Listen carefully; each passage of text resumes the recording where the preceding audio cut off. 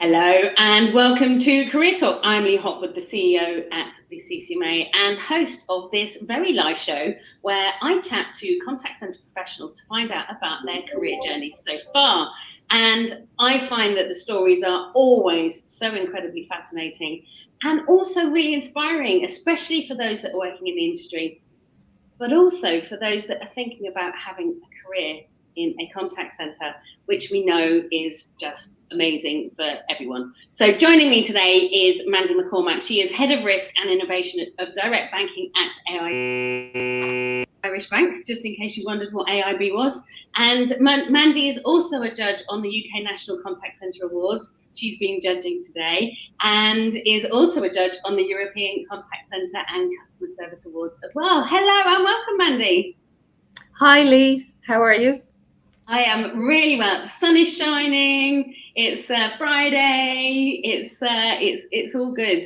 So, Mandy, first of all, you're head of risk and innovation for direct banking at AIB. What does that mean?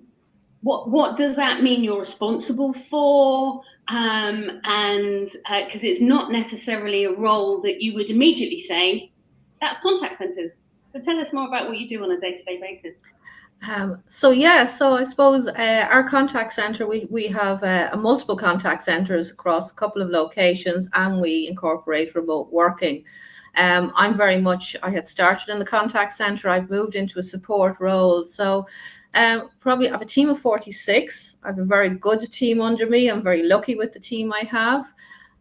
It's a very varied role I have. So as I said, the title probably indicates that, between risk and innovation. So from a risk perspective, it really is understanding, I suppose, the key operational risks from a contact centre perspective, what mitigants we have in place, supporting any audits, so internal audits, external audits, supporting both the auditor and the business and getting through the audit, providing the evidence.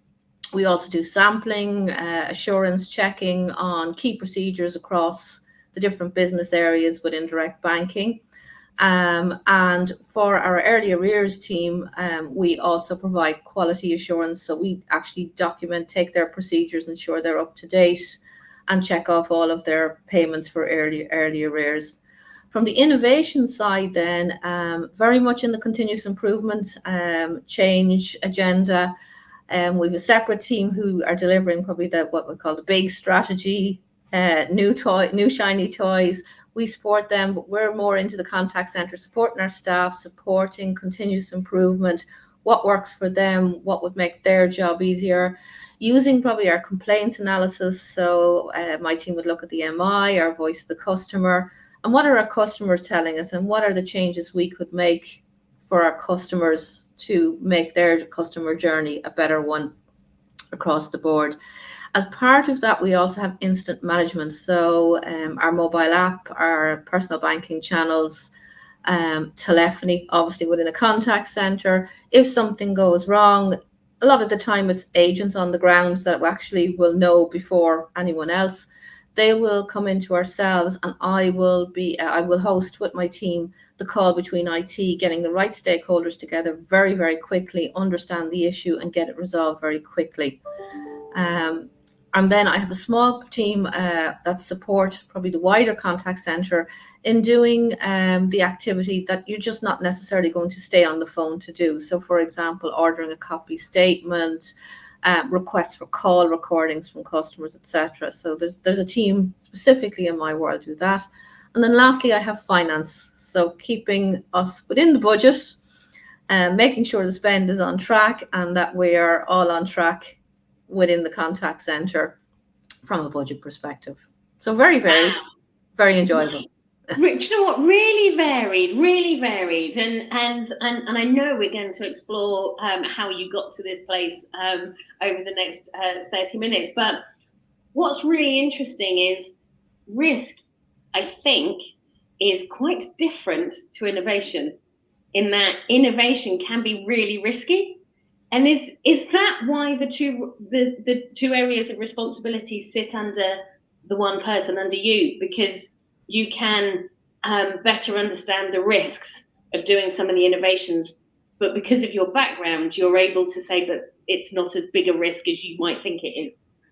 Yeah, I think any change involves a risk, and it's really what is the appetite for the risk and understanding the risks that a change will pose. So I know there has been comments before of you can't do risk and change, they don't go together, but I would feel they really, really do, because if you understand naturally, as I said, there will always be a level of risk. It's your appetite for risk. What controls have you in place? And, there is also a risk of standing still. So if you don't embrace change, you will naturally have risks as well. So we do find work very, very well together. And having people, probably I have a risk team and a change team, but they sit beside each other. And what I'm finding since, and the change element came to me within the last 12, 18 months, by bringing the two teams together, we're finding more and more, particularly in a regulatory world that we're in, that there is that conduct lens there. It's putting the customer first, understanding the efficiencies, the risks. So it's not all we're going to do this change, is going to be fantastic, but understanding that what are the challenges, what are the risks, how do we overcome those, what controls do we need to put in place. So it has worked really, really well for us. I love that. I love that. So I want to go back to the beginning. So you would have been at school. What happened when you left school? Did you go to university? What was your first job? Tell us what happened as you came out of school. I hated school, Lee. I had no interest in university. I hated school. I wanted money, was my most, I suppose, motivation was where could I go to get money? And did a secretarial course. So I'm showing my age now. It was typing and shorthand. So I love that. How old it was. I did try shorthand. Shorthand is really, really hard. It is very difficult, and to be honest, a skill I never use. So I would be hard pushed to use it, but the typing skill has come in handy. I was approached actually by a local solicitor who knew I was doing a secretarial course and offered me a job. Wow. So I took it, knowing nothing about really legal or what I was going into. And I stayed there 10 years. So it was a very small local solicitors, but we were right beside the courthouse. So probably one of the busier ones in court days, with other firms looking for stuff to be brought into the court, faxes coming down. So again, showing my age now, with faxes long before emails and things. I enjoyed it. I got lots of opportunity in it and became a legal assistant right up to doing everything bar what a solicitor you had to be qualified to do. I suppose it came to an impasse, and did I want to be a solicitor? And the answer was no, I didn't. Arguably where the money is. True. But I decided I needed to change careers. Why didn't you want to be a solicitor? What was it about? I found it's a lot of paperwork. Yeah. It's a lot of conveyancing. I found it boring. I think I got to a point where there was no challenge for me in this, so it wasn't my thing. I had just kind of, as I said, found myself in there as opposed to looking for something. So I bounced around a couple of things, to be quite honest. I went off into a stint in retail. I managed a clothes shop. I worked in Tesco's on the till. And then I found my way back to AIB. So there was an opportunity. The call center was relatively new where I live. They were taking on staff. So I went for it and came into the call center, and I've never looked back from, I suppose, coming into AIB into the call center, and my whole career has been based within the call center in AIB. Wow. So I think from excuse me, from your LinkedIn profile, I think that's about 21 years ago. So yeah.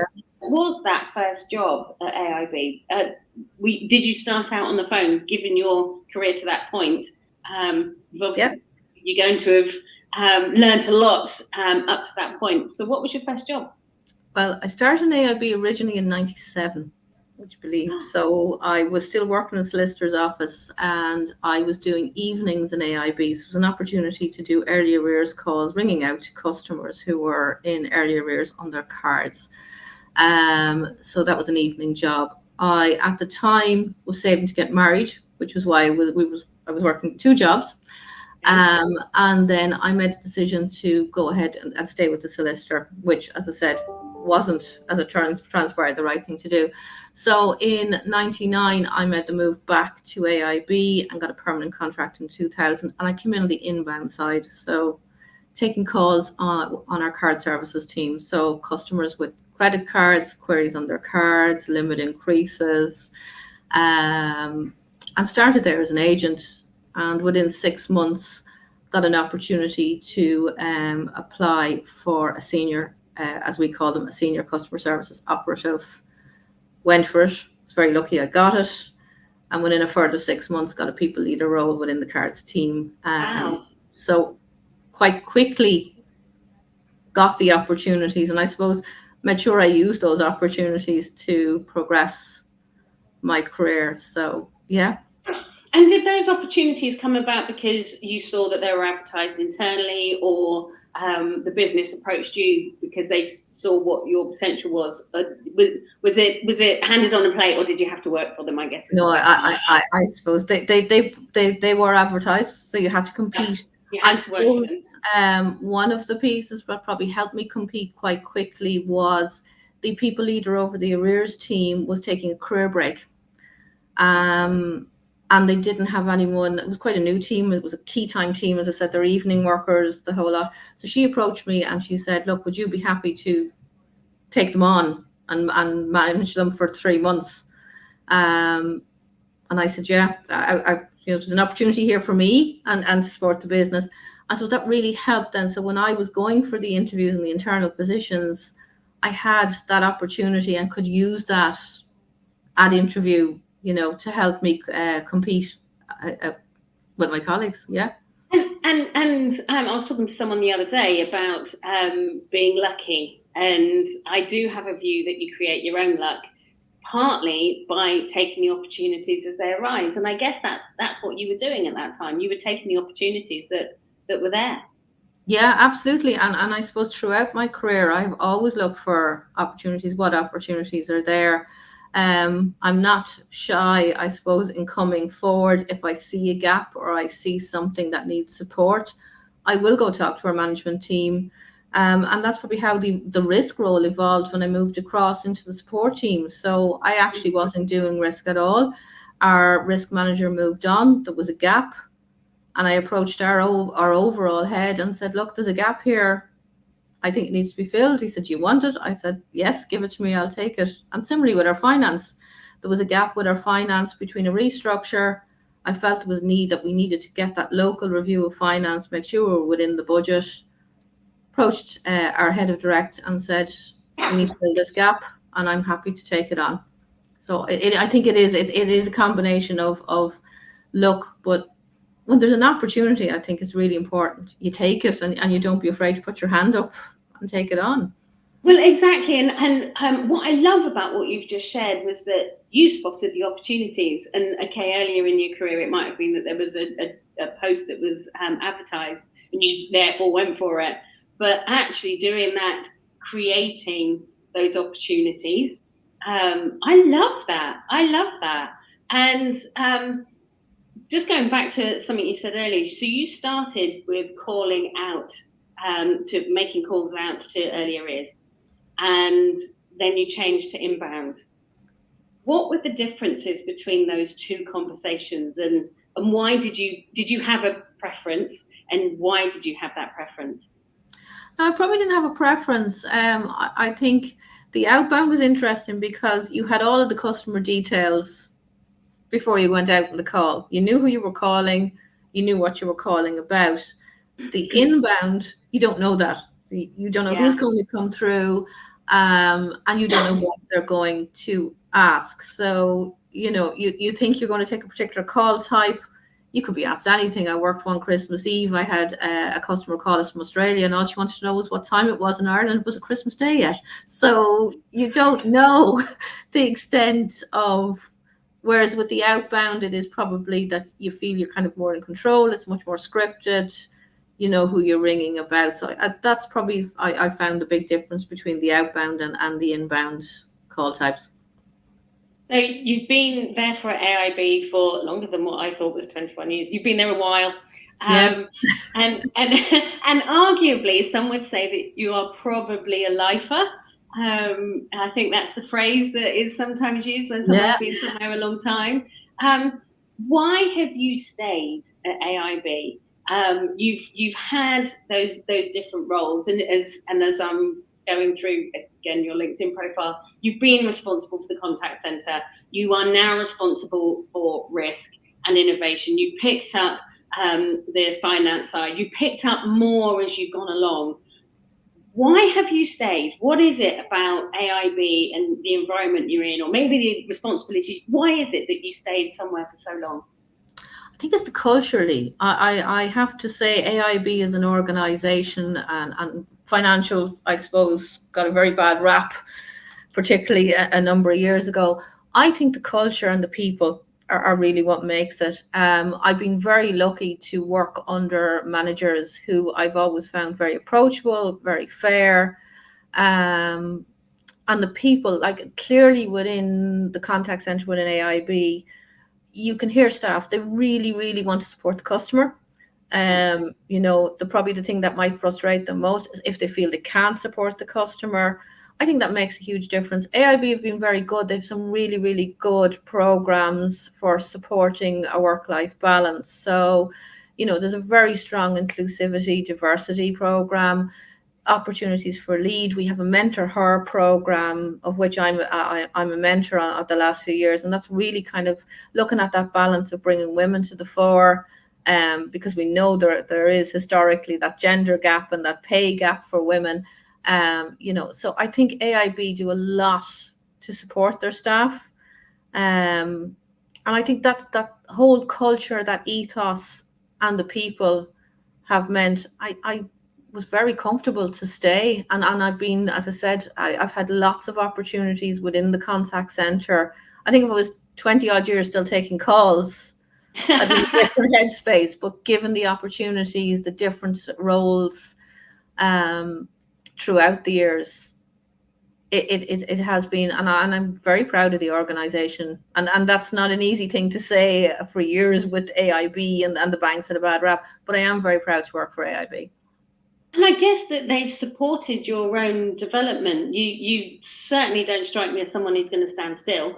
But therefore they've not kept you at bay. They haven't kept you in one corner of the room and not let you spread your wings. They've supported you and almost, I want to say, relied on you filling those gaps. No, I think it's a two-way street, and they really have supported me. So even at a people leader role, a number of years ago, we were looking at our internal systems within the contact center, and what we used for the agents to support customers coming in. I was approached and asked, would I like to be part of the actual development of the new system that was being brought into the contact center? And that was a 3-year journey, which was brand new to me, but I got lots of support. I was, and that's probably helped as well. So that gave me a whole different view for, IT, having those technical conversations where you're going, God, I know nothing. I don't have an IT background, but not being afraid to ask the question. I think, the opportunities have always been there. Similarly, as you said, I'm a judge, which I really, really enjoy for CCMA UK, going to my own management team saying, look, this is something I'd like to participate in, to fully supportive, and then the whole lead, we have a lead program around development, management skills, people skills, and ongoing development programs through AIB have been really, really beneficial. It's good to hear that you haven't just been kind of thrown into these new roles and you haven't gone, I want to try that, I want to fill that gap. And then there's an element if you got to learn as you go, but having that more structured support around you, that more structured training, I think that's important. I think that's important as you're going through your career, especially if you're taking on big roles like risk. Absolutely, and I think it's leveraging off other people, experienced staff, And I always find people are so generous with their time. So it's a case of, if you don't know, it's okay to say, I don't know, and look for the support. And again, as I said, with AIB culture, I think that's just there. People are very, very willing to support, to give you the time. As I said, IT with the jargon and feeling like the newcomer and saying, sorry, folks, what does that mean? People would give you the time. They would explain, oh, this is what it means, so that's huge. I think, as particularly as you're new and you lack a little bit of confidence, knowing that support is there is really, really beneficial along the way. And also the attitude that you have. I absolutely commend the fact that you are not scared to ask the question. You're not scared to put your hand up. And I think that that's important, in order to, it's for the benefit of you, for the benefit of your team, for the benefit of the organisation, and you're learning. It's when you put your hand up and ask that you learn. Yeah, absolutely. And I think that's what makes things more interesting, if you're constantly learning and evolving. So I suppose, again, would I be still here if I was still taking calls doing the same job? Probably not. But that constant learning, every day is a school day. I suppose you don't know, in the world we're in, what's going to come at you. Every day is a school day. And I think that's what makes the job really enjoyable as well. Sorry, 1 second. It would appear that my mic has stopped working. Can you hear me? I can hear you. You can hear me. Okay. Yeah. I can't hear you, so I'm just going to check that I can speak up my speaker. Okay. At least I think I can hear you. Yeah. Fab, I can hear you. Sorry, for some reason my technology decided to let me down just then. So I missed what you said, but I'm sure it was fabulous. Now I want to ask you another question. As we were talking just before we went live, you were telling me that you've got 4 children. Yes. That's incredible. And you're going to be a grandma before the end of the year? Yes. Really looking forward to it. That's so exciting, so exciting. So you've got 4 children. You also were telling me what they have done during their short working life so far. You've clearly inspired them. Tell us what they've been up to. So I suppose the youngest is 14, so she's still in school. The other 3 are 20, 25, 28. All 3 of them at a point worked within the direct contact centre. 2 of them have left AIB and gone on to other roles. One now works as he's an assistant manager in Harvey Norman, which is a furniture retail store here in Ireland. And my 20-year-old has moved to another contact centre, which is not financial. So she tells me it's not as regulated, ma'am, so it's much easier. But she got a great grounding within AIB in a contact centre background. And my other son, he's still with AIB, but he's actually moved into an IT role within AIB. But yeah, all were here at one point in time within the contact centre. And the fact that, I just absolutely love that. So we often talk about having that career of choice, and that whole conversation about people fall into the contact centre, they arrive here because they're not quite sure what else to do. And then those that end up being senior leaders have clearly found their home, love what they do, they fit in, it works, and they have these amazing careers. What I've started to realise is that it's okay if working in a contact centre is a starting point, because of the skills that you get, the learning you get, the knowledge of your customers is just brilliant for anything else that you might want to do, even in going into IT. Absolutely. I think the skill set that contact centres offer is just phenomenal, from both customer facing roles, whole people culture, working as part of a team. These are things people just take for granted. They're not. It is a skill set. How you engage, your soft skills when engaging with customers, your understanding of the organization you work for, because as I said earlier, you don't know what call customers are going to get. So you get a lot of exposure to a lot of things. And if you look at my son who worked here, he worked for a while on the incident management. So as I said, he was one of ours who was helping staff here if they had an issue, point of contact for the mobile app. And that gave him an opportunity to engage with our IT team. So when an opportunity came up there, they reached out to him and said, "We have an opportunity. Are you interested?" And he grabbed it with two hands. And he's still with our IT colleagues. But I do think the contact center can be underrated, but it's such a valuable skill set. So I think I'd agree with you. It might not be where you end up in your career, but if you don't know, it's a fantastic start to a career journey. And there's so many different things you can do. And I'm just talking to you, you're in risk, you're in innovation and finance, and it's there are so many different types of roles that you can get into in the contact center. It's fabulous. So who has inspired you over the years? Gosh, I think my family.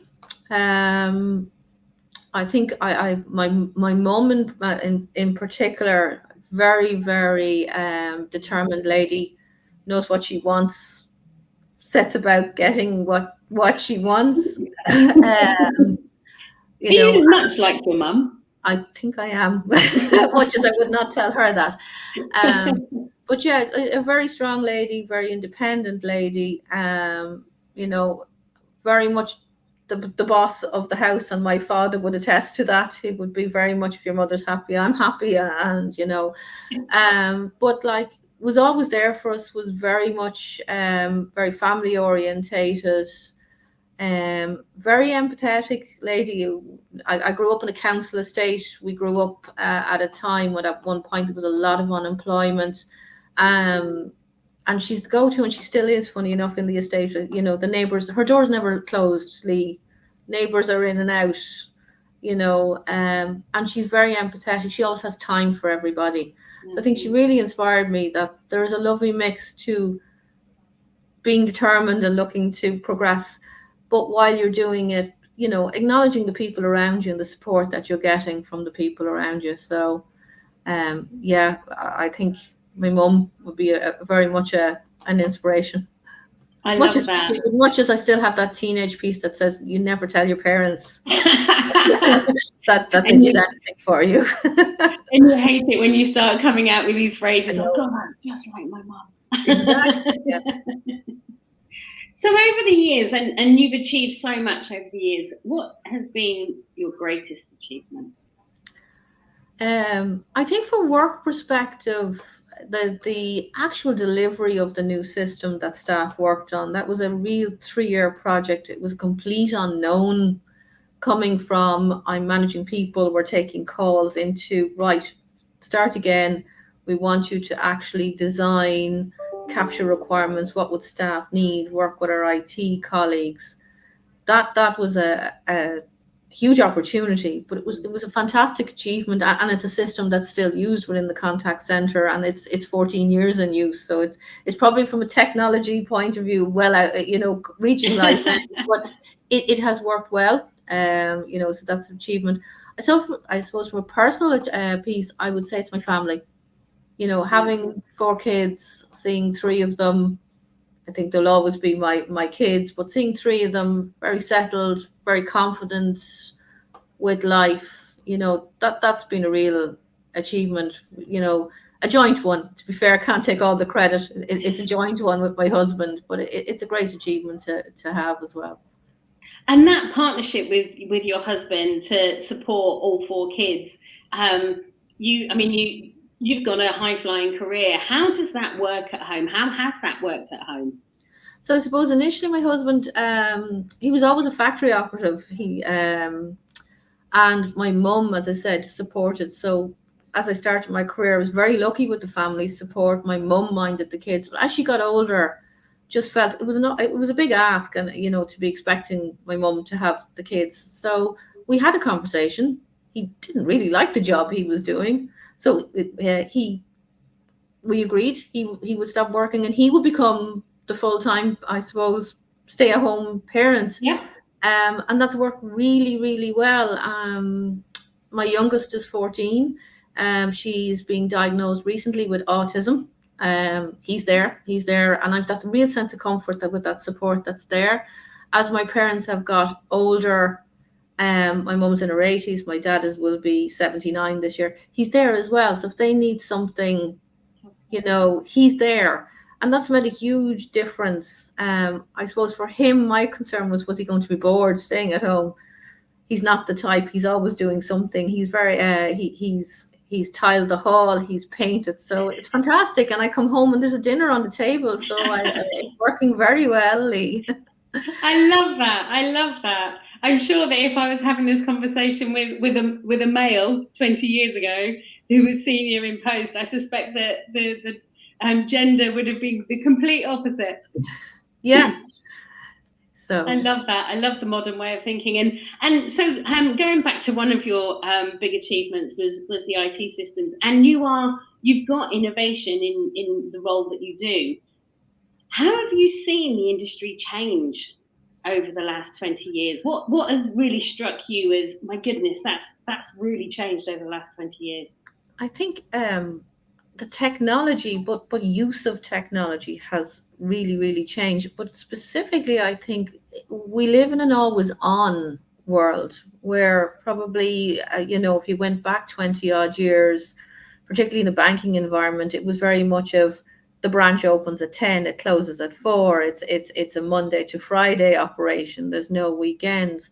And we've very much moved to an always on and having banking at your fingertips. So I think that's not oh wow, that's brilliant. That's an expectation at a very basic level. That's what a customer expects now. They expect to have their banking at their fingertips. They expect that if they have a problem, that they're able to reach out and get the support they need. And I think that's the world we now operate in. It's much more fast-paced than it was. And I think the knowledge and the skill set that staff are expected to have with the variety of queries coming into contact centres has grown hugely to when I started 20 odd years ago. Wow. So what do you wish you'd learned sooner over the years? Oh, I think maybe to live in the present and enjoy the moment. Yes. I think that's really important. I think sometimes, particularly looking back at my younger self, so eager to get to the next phase and the next thing, that you can miss enjoying the actual present moment. That to me. And then the other piece is I'm very direct in what I say, so it is how you deliver the message. So a very good manager taught me years ago. We came out of a room and I talk as I think, and we were going through a new change. And she said to me, the way you approached that, you could have probably didn't do yourself any favors. And I said, well, what do you mean? She said, you kind of approached it in well, here's all the things that could go wrong. This won't work because. And she said, I know you'll take them away. You'll find all the solutions. There are roadblocks, you'll come across them. She said, but you'll be remembered as the person who said, this won't work because. So how you deliver a message is really key. And I think that's something I've learned over the years. I think that those are two incredible pieces of advice. And yeah, that whole message delivery, and that when you say something, how is it going to be received or perceived by others? Something I worry about all the time, especially when I'm doing stuff live. What might come out? Just thinking about it is a great idea, and living in the present.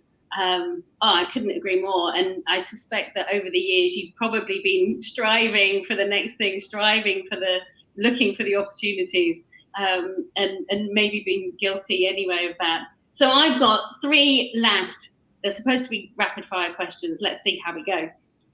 First of all, jacket potato or chips? Chips. Every time. Do you want to think about that one? No. So would you prefer to go for a walk or go for a bike ride? Oh, walk. Yeah, definitely. No, you and I are really quite similar. And I have to therefore ask, what is your go-to pastime? What do you do when you're not working? Because senior leaders can spend their entire 24/7 working or sleeping. So what do you do when you're not doing that? Reading. I'm an avid reader. I would read the back of a cereal box if I didn't have a book. And my husband would probably tell you there's too many books. He constantly says, but you have so many books over there that you haven't even read. And I said, yeah, but I'll get to them. I absolutely love reading. Do you have a particular genre that you like? Fiction. Fiction. I'm not a huge fan of probably the reading a self-help book, or not my cup of tea. It's my real switch off. Not really. I'll read any kind of fiction. So if it's a good story, it's a good story. Oh, I love that. Mandy, thank you so much for giving us your time, sharing your career journey so far. I know that there's so much more there to give. Thank you so much. Thank you, and thanks for giving me the opportunity. Oh, an absolute pleasure. And so that was Mandy McCormack, and what a delight and such an inspiration for so many people, so many women that are looking to do that balance of family and having a brilliant career, and especially in the contact centre. So if you want to listen to that again, please do visit our website, ccma.org.uk. And if you want to hear any of the other career talks that I've done over the last few years, they are all there too. Thank you so much, and we'll see you soon.